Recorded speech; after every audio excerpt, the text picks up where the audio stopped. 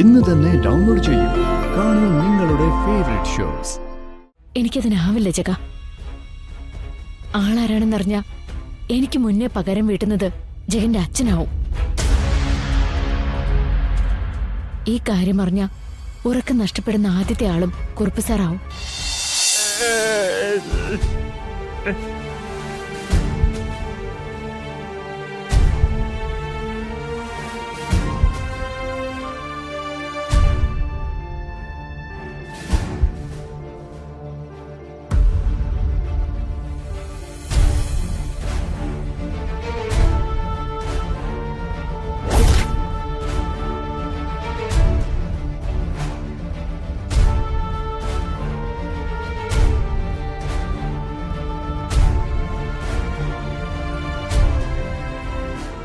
നിന്റെ കഴുത്തിൽ കെട്ടിയിരിക്കുന്ന ഈ താലി അഴിഞ്ഞു പോകാതിരിക്കുന്നത് വിക്രമിന്റെ പിച്ചയായി കരുതിയാ മതി.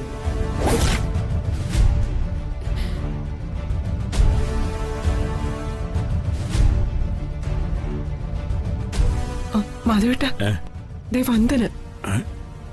വന്ദന എന്താ പുറത്ത്?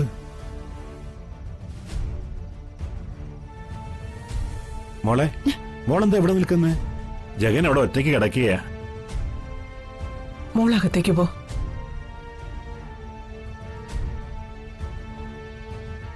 ഈശ്വരൻ നമ്മുടെ കൂടെയുണ്ട് മോളെ. അല്ലെങ്കിൽ ആ സമയത്ത് വിക്രം അവിടെ എത്തില്ലായിരുന്നല്ലോ.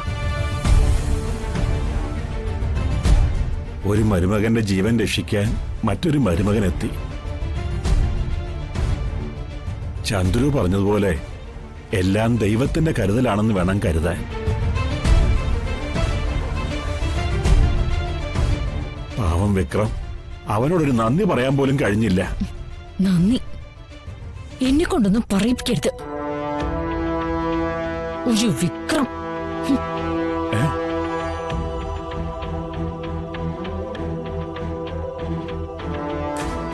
വന്ദനെന്താ ഇങ്ങനെ? ഭർത്താവിന്റെ ജീവൻ രക്ഷിച്ച ആളല്ലേ വിക്രം. എന്നിട്ടും വിക്രമനോട് എന്തിനാ ഇത്ര ദേഷ്യം? വർഷയുടെ മരണത്തിന് ശേഷം വിക്രം ഇങ്ങോട്ട് അധികം വരാറില്ലല്ലോ. അതിന്റെ പേരിലുള്ള ദേഷ്യമാകാൻ ആ സാധ്യത. ആ കാര്യത്തില് വിക്രമിനെ കുറ്റപ്പെടുത്താനാവില്ല. വർഷം മരിച്ചതുപോലും പാവത്തിന് ഇന്ന് വരെ ഉൾക്കൊള്ളാൻ പറ്റിയിട്ടില്ല. അവളെക്കുറിച്ചുള്ള ഓർമ്മകൾ അധികമായിട്ടുണ്ടാകാതിരിക്കാനായിരിക്കും പാവം ഇങ്ങോട്ട് അധികം വരാത്തത്. ശരിയാ മാധവേട്ട, വിക്രം അത്രയ്ക്ക് സ്നേഹിച്ചിട്ടുണ്ട് നമ്മുടെ വർഷമോളെ. നല്ല തണുപ്പുണ്ട്. വാ ചന്ദ്രു, തണുപ്പ് കൊണ്ടാലേ നീയും കിടപ്പിലായി പോവും. വന്നേ.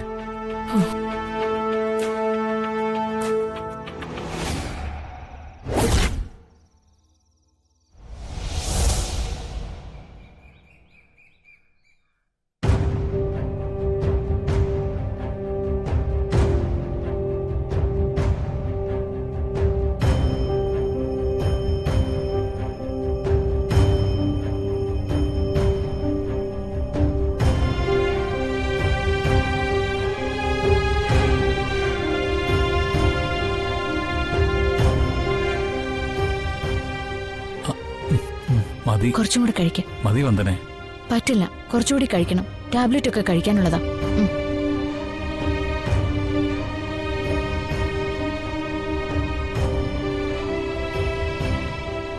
ദിയമോള് നല്ല ഉറക്കാണല്ലോ.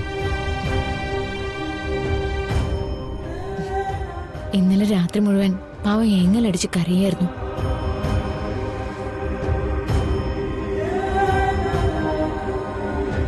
ജഗനെന്ന് വെച്ചാ ദിയമോൾക്ക് ജീവനാണെന്ന് ഇന്നലെ എനിക്ക് മനസ്സിലായി. ഒരു പക്ഷേ ജഗന്റെ സ്വന്തം മോൾ. വന്ദനെ, പാടില്ല. അവളെന്റെ സ്വന്തം മോളാ.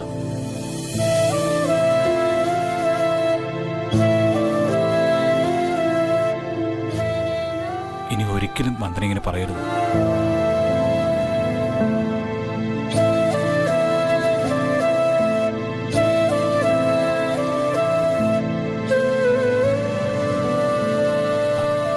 മതി വന്ദനെ.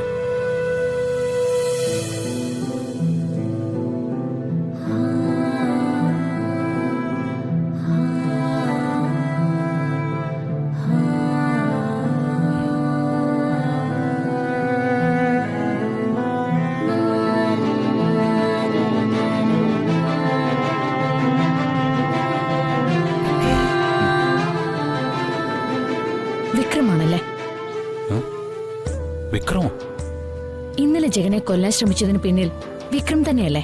ഏയ് ഒരിക്കലുമല്ല. ഒരുപക്ഷെ വിക്രം ആ സമയത്ത് അവിടെ വന്നില്ലായിരുന്നെങ്കിൽ എനിക്ക് എന്തെങ്കിലും ആപത്ത് സംഭവിച്ചേനെ. എന്നെ രക്ഷിച്ച ആളാണ് വിക്രം. ജഗന് കുത്തേറ്റ ആ സമയത്ത് തന്നെ വിക്രം അവിടെ വന്നിട്ടുണ്ടെങ്കിൽ അവിടെയാണ് വിക്രമിന്റെ ഡ്രാമ, ബ്രില്യൻസ്. വന്ദനെ, അങ്ങനെ ഒരിക്കലും സംഭവിക്കാൻ വഴിയില്ല. വിക്രമാണ് ഇതിന്റെ പിന്നിലെങ്കിൽ വിക്രം എന്റെ മുന്നിൽ വരാനുള്ള ധൈര്യം കാണിക്കില്ലായിരുന്നു. തന്നോളം പോന്ന എതിരാളിയാണ് ഈ ജഗനെന്ന് വിക്രമിന് നന്നായിട്ട് അറിയാം. അതുകൊണ്ട് തന്നെ നിന്റെ സംശയം ബലപ്പെടില്ല. വിക്രമിന്റെ വേഷപ്പകർച്ചകൾ കണ്ടിട്ടുള്ള എനിക്ക് വിക്രം നിരപരാധിയാണെന്ന് തോന്നുന്നില്ല. ജഗ, അയാൾ പക്ക ക്രിമിനലാണ്. ഈ കാര്യത്തിൽ വന്ദന എന്നെ വിശ്വസിച്ചേ മതിയാവും. വിശ്വസിക്കാം. ഞാൻ ചോദിക്കുന്നതിന് ജഗൻ മറ്റൊരു ഉത്തരം തരണം. വിക്രം അല്ലെങ്കിൽ ഇതിന് പിന്നിൽ ആര്? ജഗൻ ആരെ സംശയം എന്ന് പറയോ? എനിക്ക് ആരും സംശയമില്ല വന്ദനെ. പക്ഷെ ഇന്നലെ ഞാൻ അച്ഛനെ കണ്ടിരുന്നു കടയിൽ വെച്ച്.